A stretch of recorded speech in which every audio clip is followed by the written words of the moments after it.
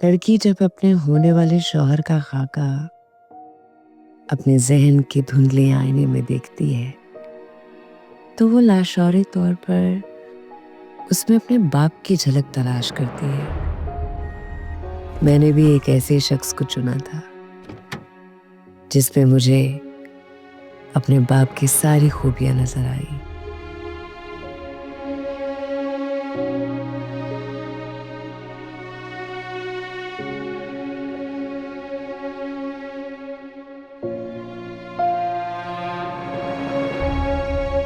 आप मुझसे शादी करेंगी? शादी मतलब? शादी मतलब शादी।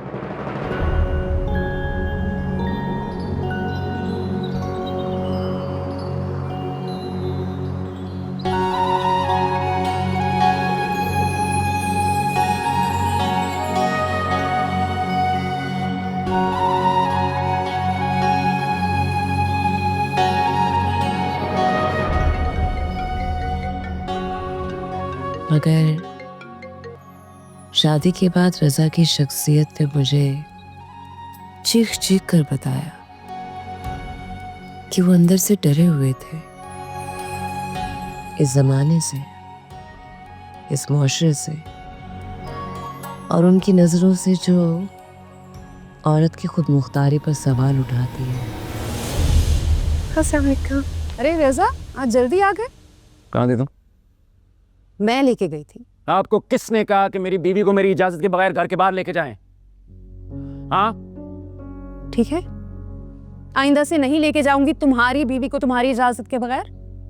घर बैठा के रखो डेकोरेशन पीस बना के। हाँ रखूंगा डेकोरेशन पीस बना के, किसी की मशवरे नहीं चाहिए मुझे। क्या हुआ?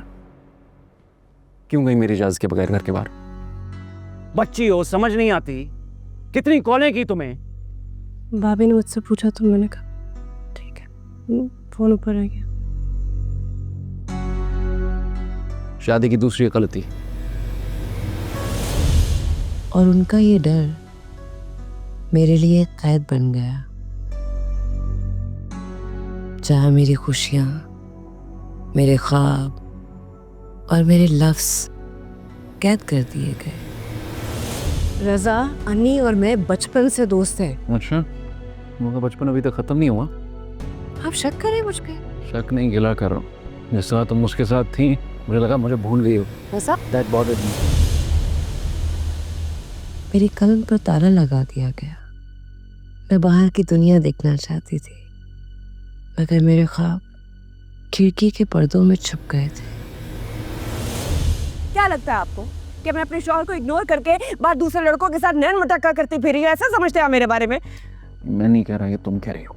आपकी इनसिक्योरिटी यही कह रही है, क्योंकि आपको मुझ पे भरोसा नहीं, इसीलिए शक कर रहे हैं आप मुझ पे। अगर बीवी को हद में रखने का मतलब यह है कि शौहर शक कर रहा है तो कर रहा है, आप बिल्कुल होश खो गए। वैसे ही जैसे वो तुम्हें देख के खो बैठता है। रजा, चिल्लाओ मत।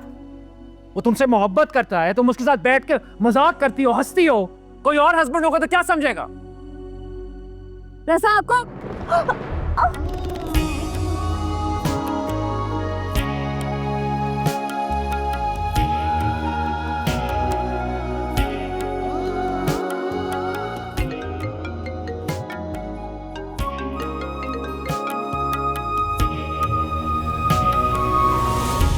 तुम मुझ पर शक कर रही हो? मेरे ऑफिस में 100 लोग काम करते हैं, सबकी डिटेल्स दे दूं तुम्हें? सबकी नहीं, लेकिन महमल के बारे में आपको बताना चाहिए था। क्यों नहीं बताया? चोर था आपके दिल में? What rubbish मलिका। बुरा लग रहा है ना? चुभ रही है ना बात? मुझे भी बहुत चुभी थी जब आपने मुझ पे शक किया था। तो तुम इस सब का बदला मेरे पे शक करके लोगी? हाँ!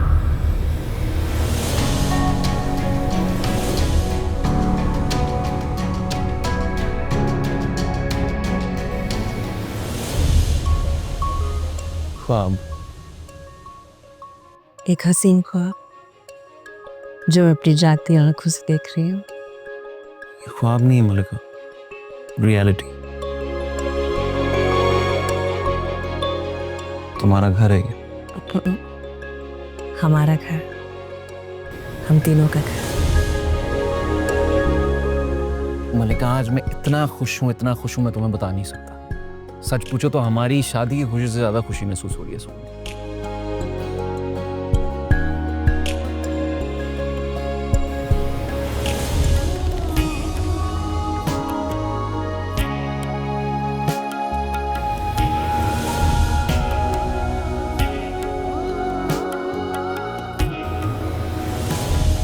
मैंने तुम्हें मना किया था मुझसे पूछे बगैर घर से बाहर नहीं जाना।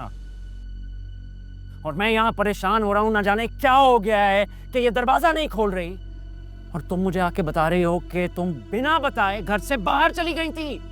मैं घर से बाहर नहीं गई थी, घर के काम से गई थी। ग्रोसरी बाहर में गई ग्रोसरीज। मैंने कहा था ना शाम में चलेंगे, इसीलिए जल्दी वापस आया हूं मैं।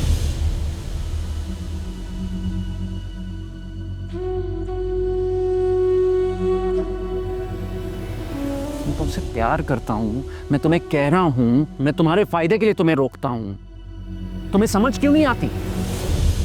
जैसे मैं तुम्हारी ख्वाहिशों का ख्याल रख रहा हूँ, सुना तुम भी मेरी ख्वाहिशों का, दर्द का, जो भी कह लो, उसका ख्याल रखो।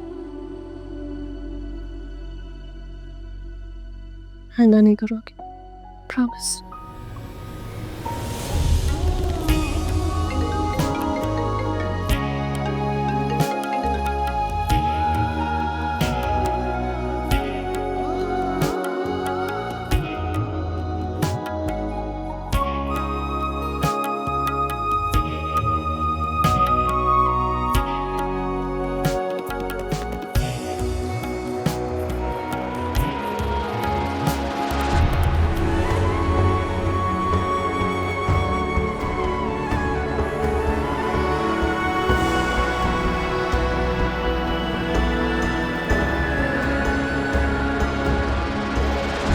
मैं प्रेग्नेंट हूँ, कुछ हो जाएगा, मुझे डर लग रहा है। प्रेग्नेंट हो इसी वजह से चुप हूं, नहीं तो तुमने मेरी जो रुसवाई की है वो मैं कभी भूल नहीं सकता। रज़ा प्लीज माफ कर दे। आई स्वेयर मैं कभी कोई गलती नहीं करूंगी, घर से बाहर नहीं जाऊंगी, कोई दोस्त नहीं बनाऊंगी। प्लीज माफ कर दे, मुझे अपनी गलती का एहसास है रज़ा।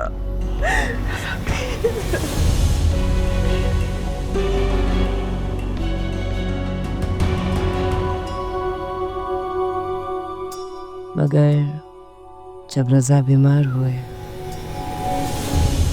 तो उन्हें पहली बार यह एहसास हुआ कि जिस मुआशरे से वो डरते थे, उनके बाद उनकी बीवी को उसी मुआशरे में जीना होगा। Same results. इस बात में अब कोई शक की गुंजाइश नहीं है कि कैंसर फैल चुका है। I am sorry.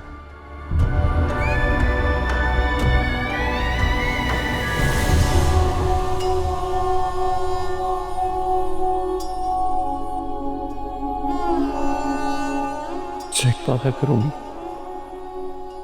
तो उस जहान में भी मुझे चूज करना। अगर तुम्हें इख्तियार दिया गया तो मुझे चुनना। इसीलिए उन्होंने मुझे डरने की बजाय इस मुआशरे की आंखों में आंखें डालकर जीना सिखाया।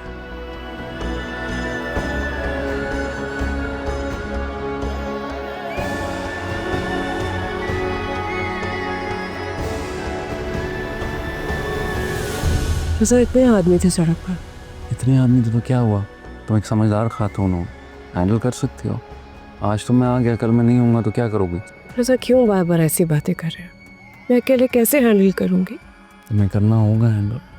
हर किस्म के इंसान से, हर किस्म की सिचुएशन से लड़ना होगा। अपने आखिरी दिनों में उन्होंने मुझसे कहा, अब तुम वो सब बनो जो तुम बनना चाहती थी।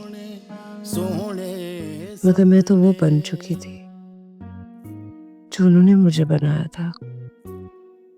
ताबेदार, खामोश, उनके हुक्म पर सर तस्लीम खम करने वाली बीवी। उनके जाने के बाद मेरे पास दो रास्ते थे। या तो मैं किसी कोने में डर को अपना साथी बनाकर बैठ जाती, या किसी नए सहारे के नाम पर अपने ख्वाबों को मसल कर जिंदगी गुजार देती। मगर मैंने जीने का फैसला किया, खुद मुख्तार होने का फैसला किया।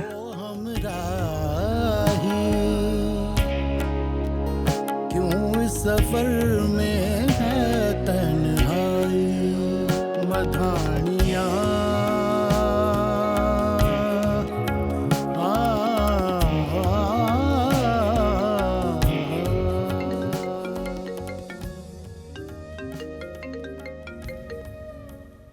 जी अम्मी। शाम होने लगी है, कब आना है? अम्मी मैं इधर से माजरत कर लीजिएगा, मैं नहीं आ सकूंगी। मुझे एक एपिसोड फाइनल करना है, वो आज ही देने। लेकिन बेटा सब यहाँ इंतजार कर रहे हैं तुम्हारा, मामू को पता चलेगा ना बहुत नाराज होंगे। मैं मामू को मना लूंगी, पर ये काम बहुत ज़रूरी है। आप किसी तरह ये सिचुएशन हैंडल कर लेना प्लीज़। थैंक यू, मैं बंद करती हूँ, बहुत काम है अम्मी।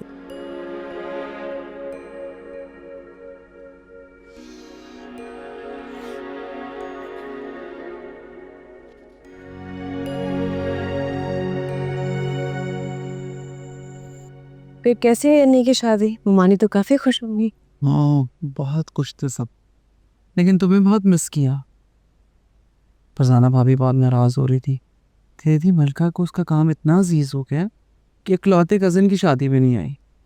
कोई नहीं, मना लूंगी मैं मुमानी को। एक काम करते हैं ना, अन्नी और उसकी वाइफ को दावत पे बुला लेते हैं, मुमानी की नाराज़गी भी दूर हो जाएगी।